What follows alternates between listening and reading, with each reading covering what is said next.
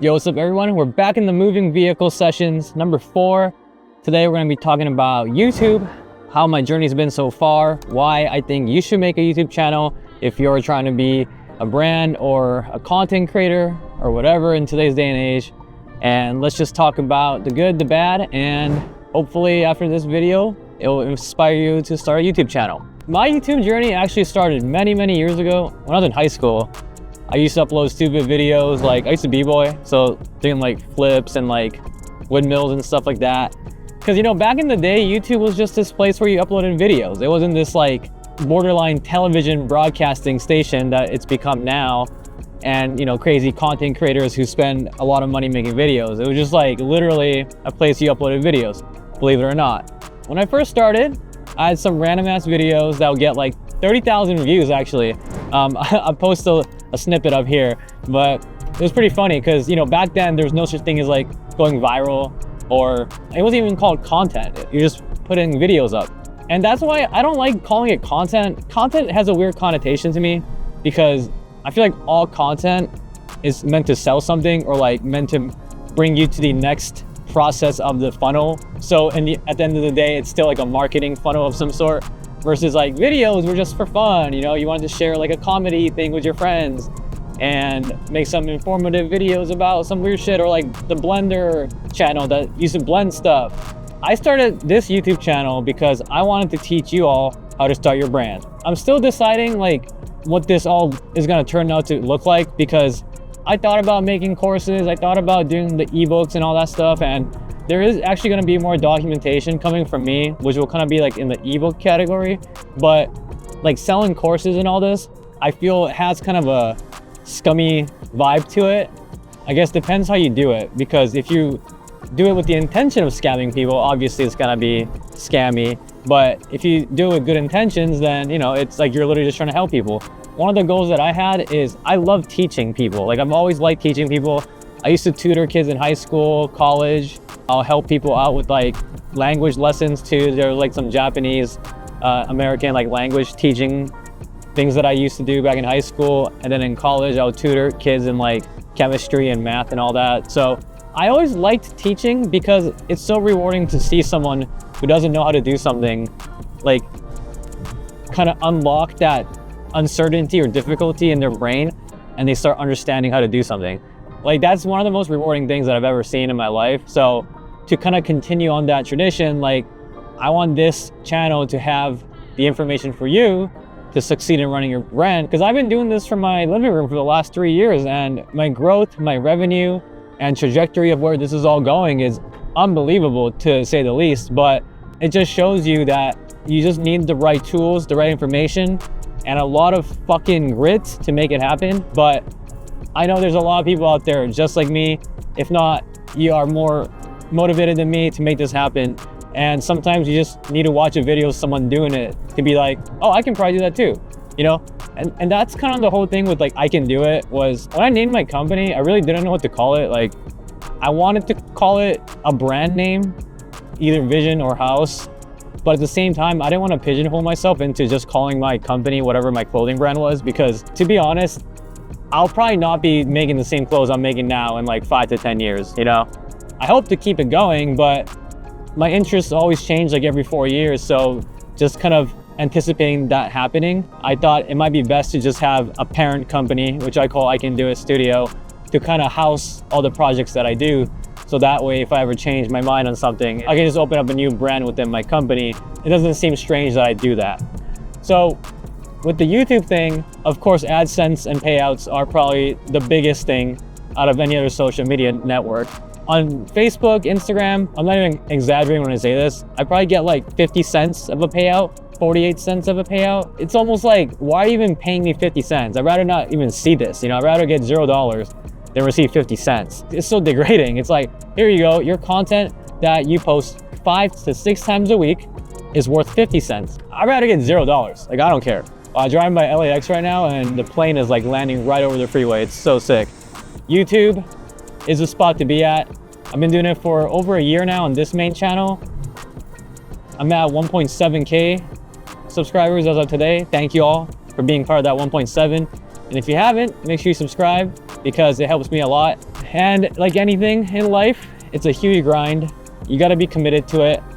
But I also think you shouldn't quit your day job to do stuff like this until you get to a certain point. A lot of people fantasize the fact that they'll leave their 9 to 5 and do what they love, but what really happens is if you leave your job too early, you're gonna end up doing way more work for way less pay, and it puts a lot of pressure on you that you didn't have before, which could ultimately burn you out a lot faster. So what you used to love doing, you're gonna suddenly hate doing, and worst case, you might not make it, and you're gonna have to bail yourself out with like bankruptcy or something like that. That's obviously very extreme, but it's something that I've thought about before too. And one of the videos I talked about this, but when I first quit my job, I was not even close to being prepared. I started working on my company in like June or something like that, and I quit my job in October. So I had some months to work on it, but the sheer amount of labor that actually goes into creating the foundation and backbone of the company is something that can't be understated. Because when you're at a company, like people know you and like you have a position, let's say you're a director, people will think highly of you, or at least it appears that you have a high position. When clients talk to you, you're blank director. So it's like, oh, I'll give you respect and all this. But once you start your own company and you become like founder, for some reason, there's a vibe that comes with that too. People don't treat it the same way, especially if your company is brand new and it's just something you started. Because it may look like you're a part of a company, but it's just a fancy way of saying you're a one-person freelancing gig with the name of a company behind it, right? A lot of people can tell, especially if your company's new or if you just started, there's not a lot of history. So why would someone who doesn't know anything about your company legacy work with you, right? Despite you being the person at that other company who provided value, it's not the same when you leave. Plus, a lot of places will have non-compete clauses or NDAs, so you can't just poach your clients and dip out. Plus, that's not a good way of doing business anyways. You want to find your own clients. And that was one of the things that I had to do, was I was like, I'm going to find my own clients. I'm not going to use the people that I know. If people want to reach out to me, they'll reach out to me. So it took a long time. And that's why the studio was initially a graphic design / video focused company, because I wanted to just create designs for people. Because when you do designs for people, there's no inventory. You don't have to sit on stock. The overhead is virtually zero because digital products are just digital. They just live on the cloud or your hard drive or wherever. Just needs a little bit of data and you can store that file. The problem with that was it's not sustainable unless you're hungry to get more sales. And I wasn't hungry enough. So how does this all tie into YouTube? I figured, okay, if I can get my YouTube channel going, get monetized, and continue to grow it from now until the next 5 to 10 years, maybe this can be the thing that allows me to retire or give me that financial freedom where I don't have to worry too much about the day-to-day. Obviously, that's very optimistic. Like, I'm not thinking I'm gonna be a millionaire off of YouTube. Like, that's really not it. I just wanna make enough to pay the basic necessities, have a comfortable life, and just enjoy what I do, Like, not only does it bring me revenue through advertising, but I also get to teach people, which is the part that I won't see the results unless people tell me like, hey, I watched your videos and I got to start my brand because of you. Those kind of comments really mean the world. So if any of the videos helped you, let me know, because I really do care.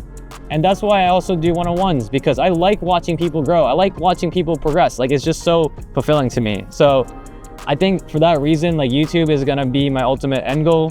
I hope to make it more interesting for everyone here as time goes on, as my editing gets better, as my speaking gets better. Like, I used to hate the way I sounded. Nowadays, I don't care anymore because I heard it so many times. And also, listening back to a lot of my videos, my speech is so much better now because I practice so much. So if you feel the same way by yourself, where you're not confident, you gotta just start. Like, there's really no way you're gonna get better if you don't practice. And my advice for someone just starting is record it without the intention of posting it. Just record it, pretend like you're gonna post it, right? So come up with a script, maybe shoot a couple different camera angles, maybe even take it to edit so you can at least get some practice in editing videos. You gotta go through the motion before you're ready to post that first video. And once you get past that first video, it's gonna be even easier to make that second video. And then the third one's gonna come naturally. The fourth one is just gonna keep rolling, because it's all momentum based. Like, once you're in the groove, it's just gonna be something you do. You're gonna make time for it and you're gonna pump it out. For me, obviously monetization was huge, because without monetization, it's kind of hard to have an incentive to post every day, knowing that you're gonna spend 20 hours on a video and get 200 views, right? That's not very motivating. Unfortunately, it's just part of the grind, but if you're really willing to learn the process, because you are constantly sharpening your skills, you're gonna be learning a lot about video making, public speaking, just everything in general that has to do with content, which is very important. You know, like videos are everything. Digital media is everything. And the faster you realize that, the faster you can utilize it for yourself, for other companies, if you have a job, and it just makes you more marketable. Even if you don't become a YouTuber, even if you just become someone that is in tune with how videos work, how to create videos, that's all you need to survive the next couple years, hopefully. As AI takes over, who knows? But I still think that the human input and the human touch is what's gonna separate us from the machines. So yeah, I think that's about it for the YouTube talk. If y'all have any questions specifically, like what kind of equipment you should get, what you should do for your first video, let me know in the comments below. But to answer that question real quickly, I would say equipment doesn't matter. Just take your iPhone, take your Google Pixel, take your Samsung, whatever. I don't know what those phones are called, but you don't need anything fancy. You just need a decent camera, which most phones have these days, and lighting. Lighting is way more important than the camera. If your camera is like a C+, but your lighting is an A+, it's gonna look amazing. If your camera is an A+ and your lighting is ass, it's gonna look like shit. So that's my last advice in this video, but if y'all wanna see more, let me know. If you have questions that you want me to answer in this car chat session, let me know as well. And thank you all for always joining me in these chats, and I'll catch you on the next one.